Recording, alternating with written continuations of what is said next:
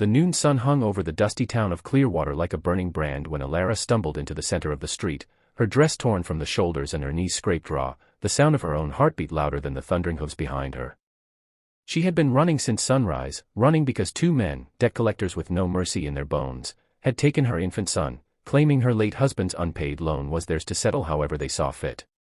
They had dragged her boy away while she screamed until her throat split, and now, hours later, she reached the heart of the town only to fall forward in the dirt as the men wheeled her baby in a wooden crib, laughing like hyenas as she crawled toward them.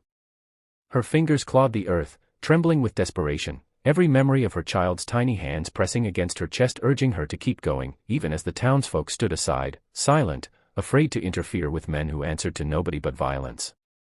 She felt her strength fading, her breath burning, her vision blurring, yet she screamed her son's name with a mother's pain that shook the square. And then she heard it, the slow, heavy impact of boots behind her, then the rolling snort of a massive horse exhaling dust. Everyone in town turned, their murmurs thick with surprise and dread, because they recognized the broad shadow that had now fallen across the street. The man stepping off the towering black stallion was not a local, not a rancher, not a sheriff, he was a mountain man, a figure most people whispered about rather than described, a rugged giant of a man with long hair like wild river stone, arms thick with years of chopping wood and wrestling storms, a man who had lived so long among the peaks that people weren't sure whether he had stepped out of the wilderness or if the wilderness had carved him from itself. He walked forward with the kind of calm that made the wicked nervous and the innocent tremble with new hope, his jaw set tight as he looked from the sobbing mother to the two men pushing the crib. The wind shifted as he stopped beside Ilara, dropping to one knee with surprising gentleness, lifting her chin so she met his eyes fierce enough to scare wolves yet soft enough to tell her silently, "I will not let them take him." She didn't know his name, but the town did. They whispered Ronan Hale, a name carried from mountain to mountain like a warning to those who preyed on the weak.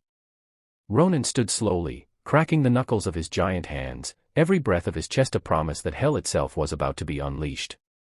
The debt collectors smirked, drawing closer to the courthouse steps as their leader, a tall man with a brown coat and a scar across his cheek, shouted that Ronan had no business here, that the woman's debt was legal, binding, theirs. The crowd's courage shrank, but Ronan's expression didn't flicker even for a heartbeat. He asked only one question, his voice deep enough to make the windows rattle, "Since when do cowards collect debts from babies?" The insult snapped the leader's temper, and he ripped his revolver from his belt. Gasps rose like a flock of startled birds. Ilara screamed and reached for Ronan's ankle, begging silently for him not to fight, not to die for a stranger, but Ronan just stepped forward, eyes locked on the men, shoulders squared as though daring them to try. The leader fired a warning shot into the dirt, but Ronan didn't flinch. Instead he moved with terrifying speed, grabbing a handful of the man's coat and yanking him forward so hard the gun flew from his hand. The second collector lunged at Ronan with a knife, yet the mountainman twisted, grabbed his wrist, and slammed him into the ground with a force that cracked the silence into pieces.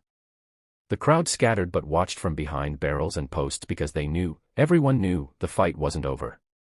The leader scrambled up the courthouse steps shouting for his hidden rifle, and Ronan saw him reach into a shadow beneath the porch.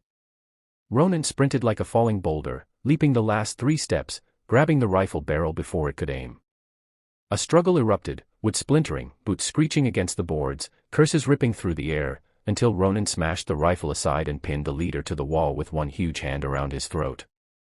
The leader choked, kicking uselessly, his bravado melting under the weight of Ronan's fury. "A debt doesn't give you the right to steal blood," Ronan growled, tightening his grip until the man's eyes bulged in terror. "The boy goes back to his mother. Now."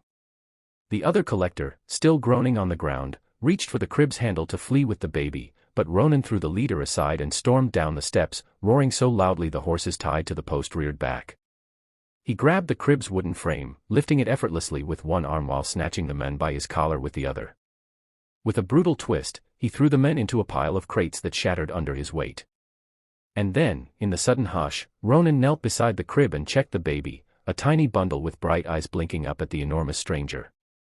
Ronan exhaled a tremor, something soft and old in his eyes, as if he had once held a child this small, once lost something he had never forgiven himself for.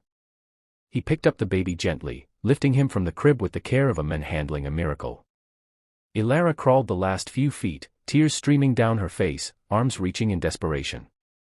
Ronan placed the child into her trembling hands, steadying her as she pulled her son to her chest and rocked with broken sobs. The crowd's silence turned into murmurs, then applause, hesitant at first, then swelling as townsfolk stepped closer, ashamed of having watched without acting but grateful that someone had intervened. But Ronan wasn't listening. He was staring at the courthouse doors where the leader had staggered back out, bruised, furious, and holding a piece of paper high. "The law backs me," he shouted. "This debt is signed and sealed." Ronan turned his head slowly toward him, and the entire square froze again. Ilara looked up, clutching her baby tighter, fear returning because she knew paper law often crushed people like her. Ronan stepped in front of her, his back a wall of muscle and resolve. The leader sneered, "She pays, or the kid stays. That's final." Ronan didn't move at first, didn't blink. Then he did something that shocked the entire crowd. He held out his hand. "Give me the amount," he said. "I'll pay it." Gasps rippled everywhere.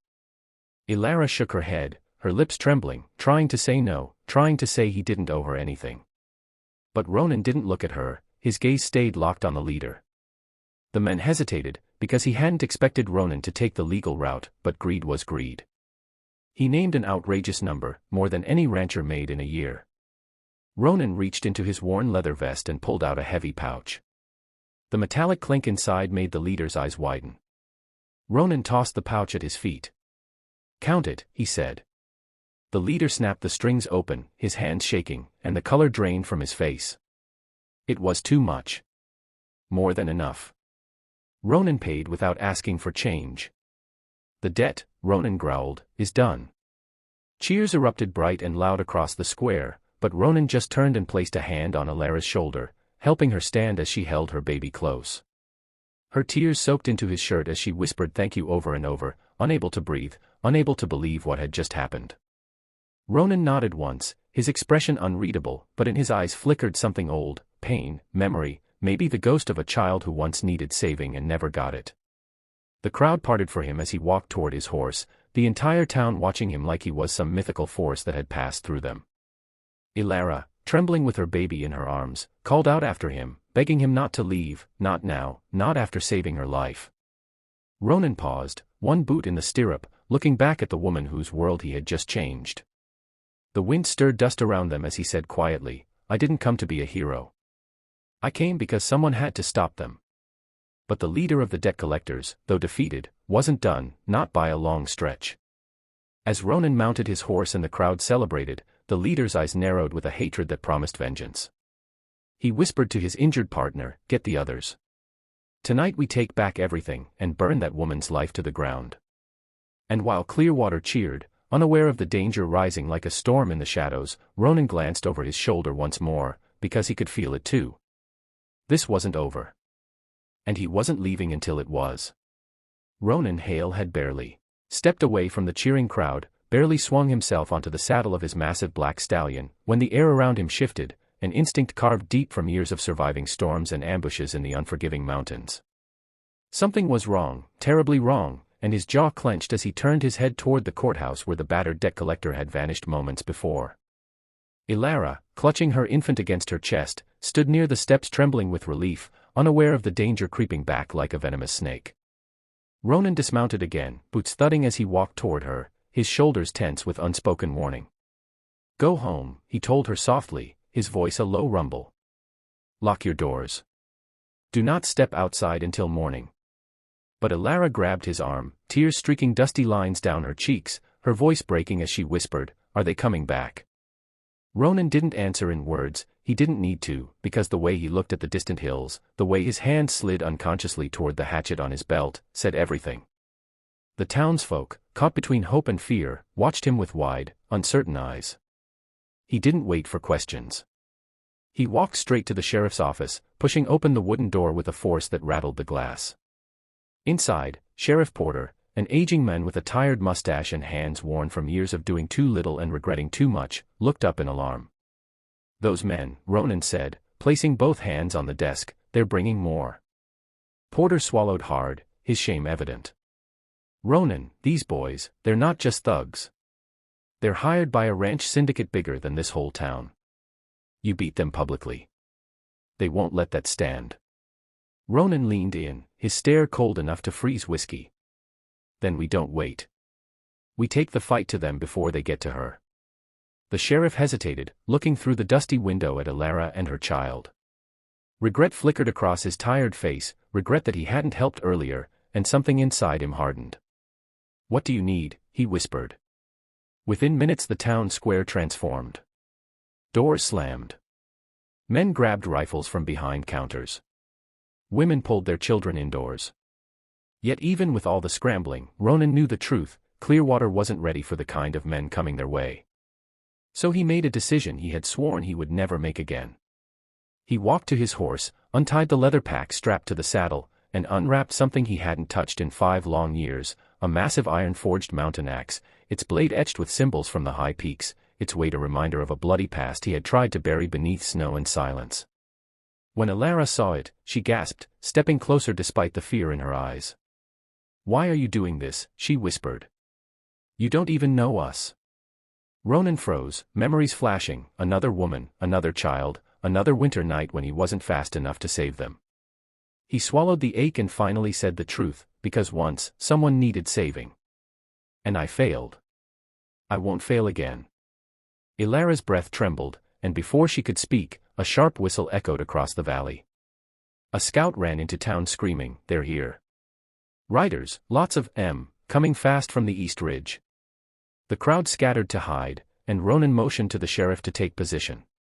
The ground quivered beneath dozens of thundering hooves, dust rising like a storm cloud until dark shapes emerged, men in long coats, rifles strapped across their backs, faces marked with the arrogance of those who had always taken what they wanted.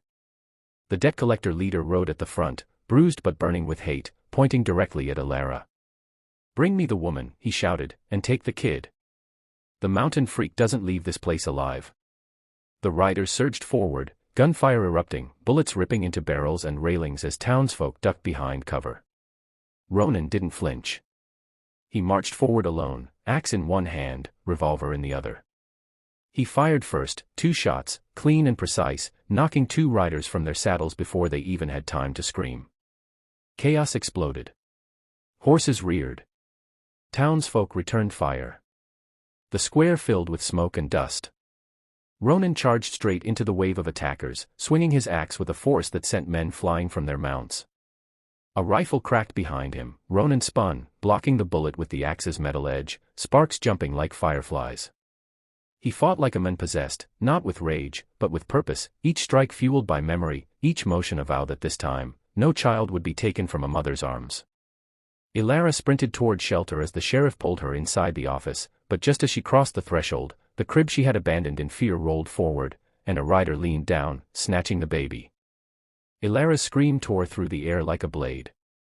Ronan heard it, even through gunfire, even through the chaos, heard it with a clarity that burned through every instinct he had. He turned so sharply the dirt kicked up around him like a mini tornado. The rider galloped toward the far alley, the baby crying helplessly in his arms. Ronan bolted after them, shoving aside attackers, ignoring the bullet that grazed his shoulder, sprinting with the kind of strength only pain and purpose can summon. He reached the alley just as the rider tried to escape town. Ronan leapt, literally leapt, grabbing the back of the horse and hauling himself up behind the men. The rider cursed, elbowing Ronan, trying to shake him off, but Ronan wrapped one arm around the man's chest and tore him backward, slamming him onto the ground with bone-breaking force. The baby slipped, but Ronan caught him mid-fall, pulling the child against his chest, shielding him with his own body as another gunshot rang out. The bullet hit Ronan squarely in the back. He stumbled but didn't fall. Instead he turned, eyes blazing, and faced the shooter, the debt collector leader, trembling with fury. Ronan handed the baby gently into Alara's arms as she rushed toward him, sobbing, then stepped forward again even as blood dripped from his coat. "You should have stayed down," the leader spat, raising his rifle. Ronan wiped the blood from his mouth and growled, "You should have never touched her, child." The final showdown snapped into motion. The leader fired, Ronan dove behind a water trough, rolled, and threw his axe with every last ounce of strength left in him. The blade spun through the air, whistling like a stormwind, and buried itself deep into the leader's chest. The man staggered, dropped his rifle, and collapsed onto the dirt in silence. The remaining riders, seeing their leader fall, turned and fled, leaving Clearwater filled with dust, smoke, moans of wounded men, and the stunned silence of victory. Ronan dropped to one knee, breathing hard, blood soaking his shirt. Ilara rushed to him, clutching her baby in one arm as she knelt beside him. "Ronan, look at me, stay with me, please," she cried, tears falling onto his hands. He looked at the child, then at her, a weak smile pulling at his mouth. He has your eyes," Ronan whispered. "Strong eyes." Ilara shook her head violently. "Don't you dare leave us. Not after saving us, Ronan, please." The sheriff and several townsfolk gathered around, but Ronan's focus never left Ilara. "You're safe," he murmured. "That's all that matters." She pressed her forehead to his, her voice breaking. "You matter too. Stay. Stay with us." Ronan blinked slowly, the world dimming around him. But then he felt something, soft, tiny fingers wrapping around his own. The baby's small hand. Ronan inhaled sharply, as if that touch reached into the part of him that had gone dark years ago. His breath steadied. His strength flickered, not gone, but fighting its way back. Hours later, Ronan awoke in the sheriff's office, his wounds bandaged, Ilara asleep beside the cradle, her baby safe, peaceful, alive. When she opened her eyes and saw him awake, she covered her mouth with relief. Ronan tried to sit up, wincing, and she placed a gentle hand on his chest. "You don't have to go anymore," she whispered. "You have a place here, if you want it." Ronan looked at her, really looked, at the hope trembling in her eyes, at the child sleeping between them. And after a long, quiet moment, he nodded. Outside, the townsfolk gathered, cheering the news that the mountain man was alive. And as the sun rose over Clearwater, painting the sky with gold, Ronan stepped onto the porch beside Ilara, holding the baby in his arms, not as a warrior this time, but as a man finally finding a reason to stay. And that is how the legend of the mountain man of Clearwater was born, a man who walked into town at noon and changed a mother's fate, a child's future, and the heart of an entire town forever.